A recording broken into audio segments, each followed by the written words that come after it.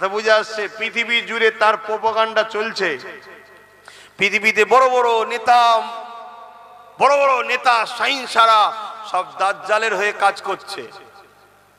আল্লাহ নবী বলেছেন, তোমরা মনে রেখে দিও, আমার আল্লাহ পাক এক চোখে কানা নয়। আমার আল্লাহ কখনো দুনিয়া জমিনে এসে কাউকে ধরে ধরে বলবে না যে আমাকে খোদা বল। দাজ্জাল এক চোখে কানা হবে, দুনিয়ায় 40 দিন সে থাকবে, 40 দিনের মধ্যে পৃথিবীকে ঘুরে ফেলবে। এই 40 দিনে সে নিজেকে খোদা দাবি করবে। এ আমার উম্মতিরা, সে এক চোখে কানা হবে। যে তাকে খোদা বলে মানবে তাকে সে সোনা দেবে, হিরে দেবে, বড় বড় বাড়ি গাড়ি দিয়ে দেবে। আর যে মানবে না তাকে সে কতল করে দিয়ে তার বাহাতে জাহান্নাম থাকবে, ওই জাহান্নামে ফেলে দেবে। এ আমার উম্মতেরা, তার হাতে জাহান্নামের মধ্যে আমি রাসূলুল্লাহ বলি আল্লাহর শান্তি আছে। আর যে তাকে মেনে নেবে সে তাকে সোনা দানা দেবে, এবং তার ডান হাত জান্নাত আছে, তার জান্নাত ওই জান্নাতে দেবে। আমি রাসূলুল্লাহ জানিয়ে দিলাম ওই জান্নাতটা হলো হাকিকাতে আল্লাহ পাকের জাহান্নাম। এ যুবকেরা, তরুণেরা, তাহলে রাসূলুল্লাহকে আমরা মানি। নবী আমার 1500 বছর আগে বলে গেছে, দাজ্জাল ততক্ষণ পর্যন্ত আসবে না যতক্ষণ পর্যন্ত দুনিয়ার জমিনে খরা না দেখা দেবে। এই পৃথিবীতে একটা খরা দেখা দেবে, অভাব দেখা দেবে, এবং পৃথিবীর জমিনের মানুষগুলো তৎকালীন হুকুমাতের পরিচালনাতে ভিখারি হয়ে যাবে, গরিব হয়ে যাবে, লোকের দুয়ারে দুয়ারে হাত পাততে থাকবে। আজ খেয়াল করে দেখুন, আমাদেরকে ভিখারি বানাবার প্ল্যান বিশ্ব জুড়ে চলছে, গরিবি বানানোর চরণা বিশ্ব জুড়ে চলতে লেগেছে। আল্লাহ নবী বললে ততক্ষণ পর্যন্ত দাজ্জাল আসবে না যতক্ষণ পর্যন্ত না পৃথিবীর জমিনে দাজ্জালের আলোচনাটা বন্ধ হয়ে যাবে। আল্লাহ নবী জানিয়ে দিলেন, দাজ্জাল আসার পর মানুষের কবর কোনো ধারে ধারে যাবে। আপনার দাদুর কবর কোনটা জিজ্ঞাসা করবে, আপনি দাদুর কবরে দাজ্জালকে নিয়ে যাবেন, সে বলবে কবরবাসী ওঠো, মুখে দাদু ওঠো। আপনার দাদু উঠে পড়বে, দাজ্জাল তাকে বলবে তুমি কি আমাকে খোদা বলে মানো? আপনার দাদু তাকে খোদা বলে মানবে। তখন একে বলতে লাগবে, বলতো দেখি মরাকে কে জিন্দা করে? স্বাভাবিক, তুমি আমি জানি মরাকে যিনি জিন্দা করে তিনি কে? আরো জোরে কে? তখন দাজ্জাল বলবে, দেখ তোর দাদু কবে মরেছিল, আমি জিন্দা করে দিলাম, আমাকে খোদা বলে মান। আমি তো খোদা, নেবে এসেছি আমি খোদা। আল্লাহ নবী জানিয়ে দিলেন, এমন করে পৃথিবীর জমিনে দাজ্জাল এসে মানুষকে ধোঁকা দিতে লাগবে। যদি কেউ তাকে খোদা বলে না মানে, এমন করে তাকে কতল করে দেবে, টুকরো টুকরো করে দেবে, করে দিয়ে আবার জিন্দা করে দেবে। এই জিন্দা করার ক্ষমতাটা আল্লাহ তাকে দেবে।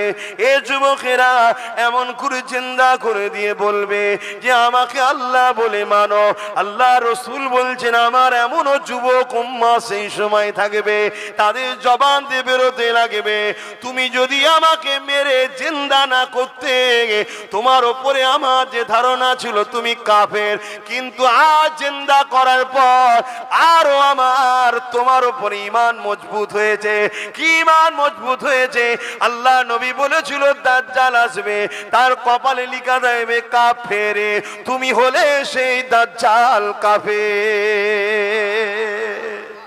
আমার নবী বলছে, আমার এমনও উম্মত থাকবে যুবকরা, তখন তারা ডাইরেক্ট বলবে যে তোমার এই জিন্দা করাতে আমার ঈমান আরো পাকা হয়ে গেল নবীর হাদিসের উপরে, তুমি হলে সেই নবীর ভবিষ্যৎবাণী।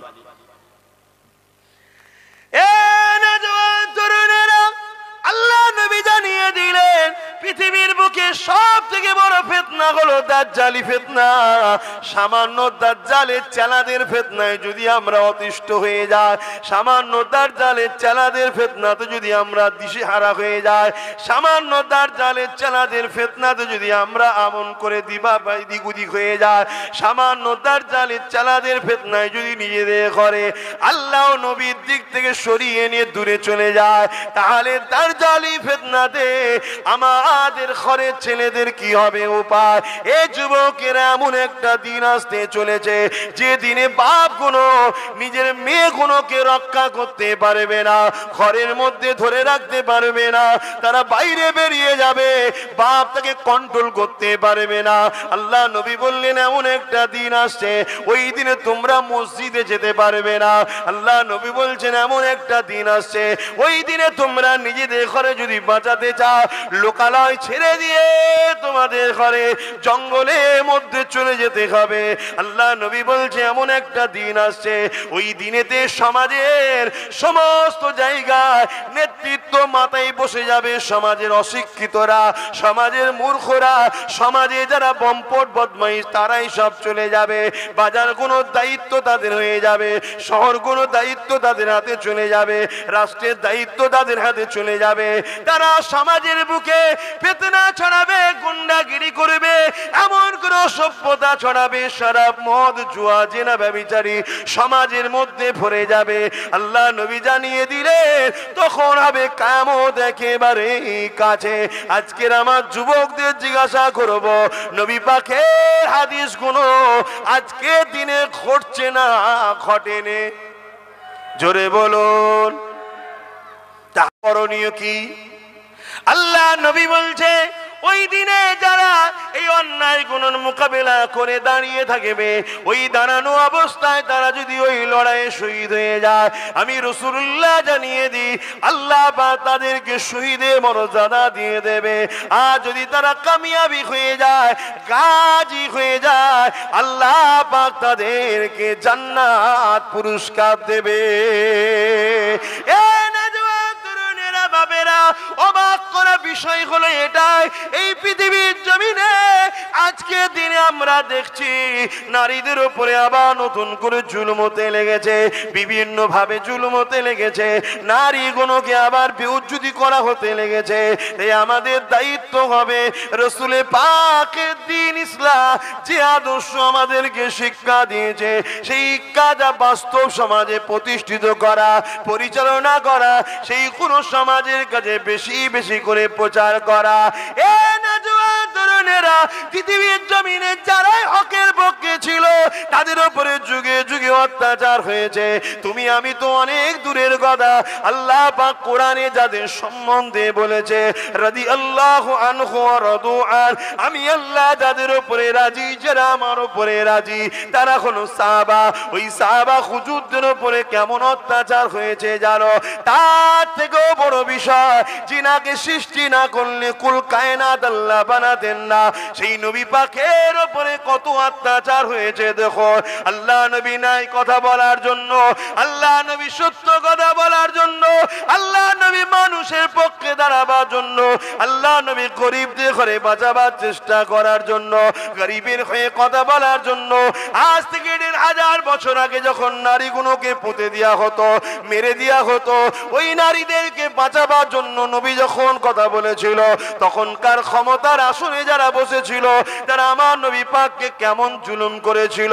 আল্লাহ নবী যখন আল্লাহ দাসত্বে সিজদায় পড়ে যেত, তারা সঙ্গে সঙ্গে পচা দুম্বার ভুঁড়িগুলোকে নিয়ে আল্লাহ নবীর পিঠের উপরে চাপিয়ে দিত। আল্লাহ নবী পচা দুর্গন্ধ ভুঁড়িকে নিয়ে মাথা তুলতে পারতেন না।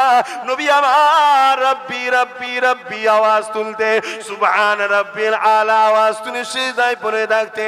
আমার নবী পাকের কলিজা টুকরি খাতুনে জান্নাত তখন ছোট ছিলে, তিনি আগিয়েছে আব্বা জানের পিঠ থেকে যখন ওই দুম্বার পচা ভুঁড়িগুলো নাপিয়ে দিতে, তখন আল্লাহ নবী মাথাটা দুটাতো। এ যুবকের হকের পক্ষে থাকাইতে আমার নবীর ওপরে যদি জুলুম হতে পারে, আমার ওপরে হবে না। এ আশা করাটা তো আমার বৃথা হবে, তোমাদের উপরে হবে না, এ আশা করাটা তো বৃথা হবে। তবে মনে রাখবে, তুমি নিজেকে তোমার আল্লাহর কাছে লুকাতে পারবে না।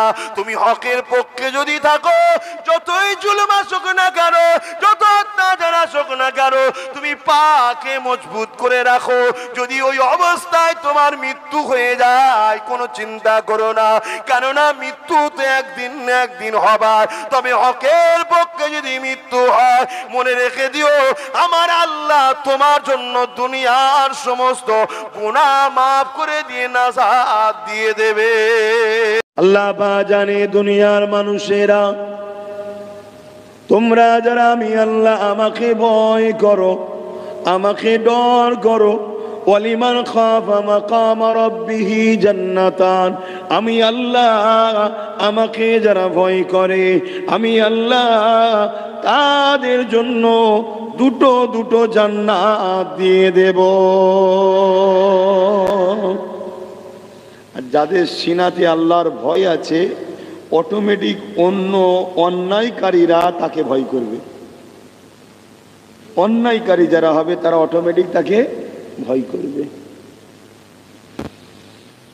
আমার নওজওয়ানেরা, তরুণেরা, বাপেরা, আমার নবী পাকের প্রেমিকেরা, আমার আল্লাহ পাক দুনিয়া জমিনে সাহাবা হুজুরদের পরীক্ষা নিয়েছে, নবী আলাইহিস সালামদের পরীক্ষা নিয়েছে, এবং যুগে যুগে ইসলামের দুশমনরা ইসলামকে মিটাবার জন্য হাজারো তারা চেষ্টা করেছে, কিন্তু আলহামদুলিল্লাহ তারা মিটে গেছে। ইসলাম ছিল, আছে, কিয়ামত পর্যন্ত থাকবে।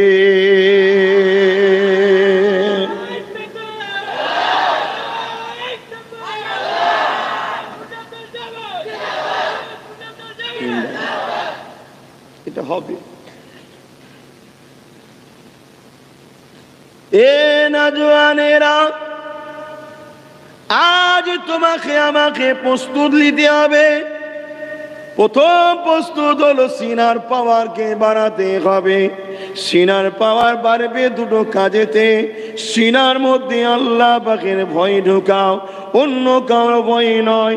যাই করো না কেন মনে রেখে দিও, আল্লাহ সব দেখছে। আল্লাহ তোমাকে সৃষ্টি করেছে, ছাড় দিয়েছে, ছেড়ে দেয়নি।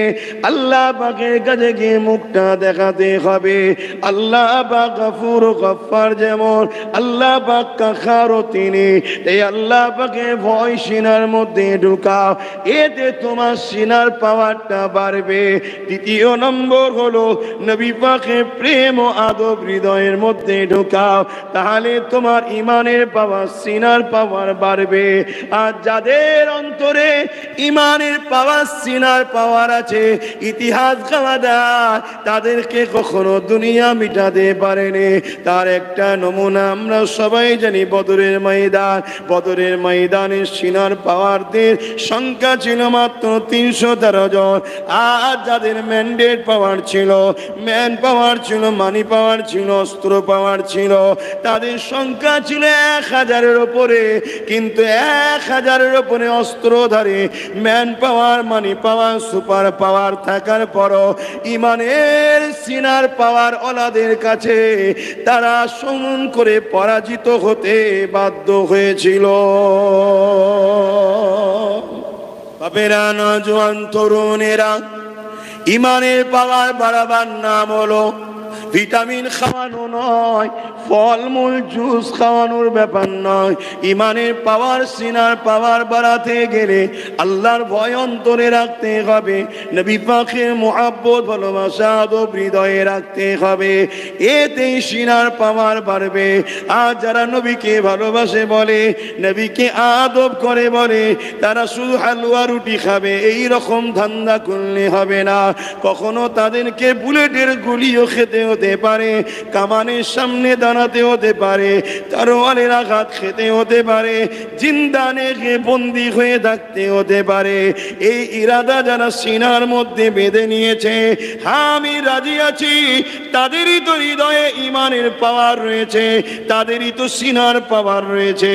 আমার আল্লাহ তোমাকে আমাকে পরীক্ষার জন্যে হতে পারে বিভিন্ন সময় বিভিন্ন পরীক্ষায় ফেলতে পারে।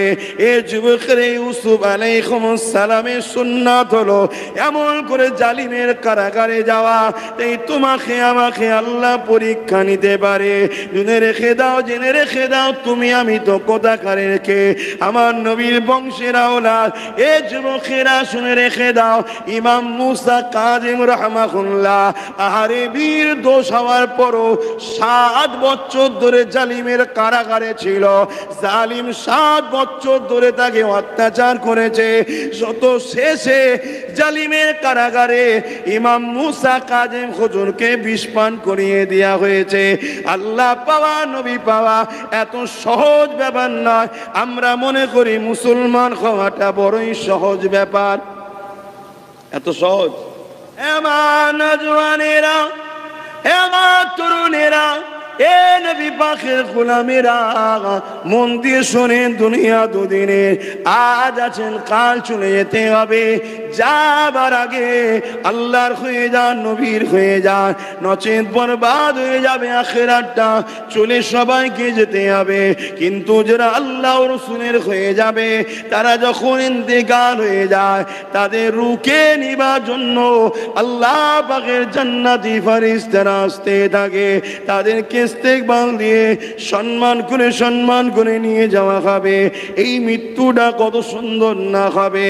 এ যুবকেরা, সাহাবা হুজুররা কিভাবে আল্লাহ ও নবীকে প্রেম করেছে দেখে। সাহাবা হুজুররা সর্বসময় আল্লাহ পাকের কাছে দোয়া করতে থাকতেন, ও রব্বি আল্লাহ, আপনাকে ভালোবাসি বলে, আপনার হাবিবকে ভালোবাসি বলে জালিমরা আমাদেরকে হত্যা করে দেবে। এই রকম মরণ যেন আমাদের নসিবে হয়, আমাদের মরণের কারণটা যেন এরকম হয়। আল্লাহকে ভালোবাসার জন্যে, রসুলকে ভালোবাসার জন্যে এদেরকে মেরে দেওয়া হয়েছে। এই রকম মরণটা যেন আমাদের হয়, কেননা এই মরণটাকে শহীদের মরণ বলা হয়। এ যুবকেরা, তরুণেরা, বাপেরা, আজ আমরা কেমন মরণের আশা করছি বলুন? আমার নওজওয়ান তরুণেরা, আমার নবী পাকের একজন সাহাবী ছিলেন, যিনার নাম হলো খালিদ বিন ওলীদ। অনেক জায়গায় আলোচনা করেছি, আপনারাও শুনেছেন। আজ আরো একবার বলে যান, শুনে রেখে দেন। হযরত খালিদ বিন ওলীদ আল্লাহ পাকের কাছে সর্বসময় দোয়া চাইতে থাকতেন, আল্লাহ আমি খালিদ বিন ওলীদ আপনার জন্যে, নবীর জন্যে, হকের জন্য লড়াই করতে যায়। আজ জালিমরা আমার উপরে আঘাত করতে থাকে, আল্লাহ পাক আপনার পক্ষে থাকার জন্যে, নবীর পক্ষে থাকার জন্যে জালিমদের অত্যাচারে আমার জন্য মৃত্যু হয়ে যায়। যে মরণটা খালিদ বিন ওলীদের জন্য বড় সৌভাগ্যবান হবে, কেননা এটা শহীদের মরণ হবে। এ যুবকেরা, তরুণেরা, খালিদ বিন ওলীদ 125টা লড়াই করেছে। খালিদ বিন ওলীদ প্রতিটা লড়াই দোয়া করে যেতেন, কিন্তু আল্লাহ পাকের মর্জিটা কি ছিল দেখে।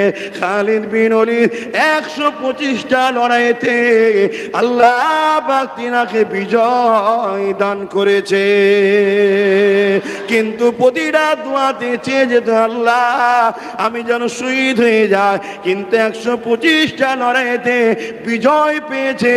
অনেক অস্ত্রের আঘাত পেয়েছে, তীরের আঘাত পেয়েছে, বল্লমের আঘাত পেয়েছে, কিন্তু খালিদ বিন ওলীদকে শহীদ করে দেবার মতো পৃথিবীর কোন ক্ষমতাকে আল্লাহ পাক ক্ষমতা দান করেনি। যারা হাজারো জায়গায় কথা বলে, হাজারো জায়গায় মাথা দেয়, আমার নবী পাকের বেলায় কখনো কথা বলেনি। এ যুবকেরা অবাক হয়ে যেতে লেগেছে। আমার মাদ্রাসা কোনোই নাকি জঙ্গি ট্রেনিং চলছে, এই রকম একটা বিবৃতি মিডিয়াতে চলছে, অথচ উলামাদের মধ্যে কথা নাই, উলামাদের কোনো মিটিং মিছিল নাই, উলামাদের কোনো প্রতিবাদ নাই।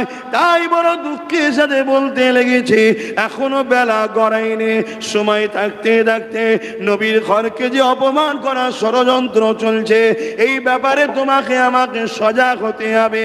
এ না জওয়ান তরুণেরা, বাপেরা, আমার নবী পাকের প্রেমিকেরা, সাহাবা হুজুরদের উপরে বারবার জুলুম হয়েছে, কত অত্যাচার, কত জুলুম হয়েছে। সাহাবা হুজুরদের জুলুমের সীমানা অতিক্রম করেছে জালিমরা, তথাপিও সাহাবারা এই সিনার পাওয়ারে তাদের কাছে মাথা নত করে দেয়নি। ইতিহাস বলছে এত জুলুম অত্যাচার হয়েছে, মাথা কিন্তু নত করাতে পারে না। কিসের জোরে বলুন? ইমান, সিনার জোর।